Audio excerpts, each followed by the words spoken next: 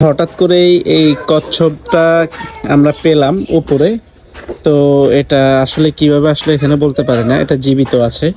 তো আমরা এটাকে এখন যে কোনো জলাশয়ে অবমুক্ত করব, এই প্রাণীটা যাতে বেঁচে থাকে। আমরা এখন এটা এটা এটা জ্যান্ত, এটার হাত পা লড়াচ্ছে, মানে এটা যে কোনো জায়গা থেকে উঠে এসেছে উপরে। এটা এখনো বাচ্চা। তো আমরা এটাকে এখন নিয়ে যাব, নিয়ে এটাকে আমরা যে কোনো জলাশয়ে ছেড়ে দিব। আমরা অলরেডি একটা জলাশয়ের কাছে চলে এসেছি। এটা একটা পুকুরও, মাছ চাষ হয় এখানে। তারপর আমরা এটা ছাড়তেছি, দেখি পানি পেলে কেমন করে। এটা দেখি আমরা এখানে রাখি এটাকে।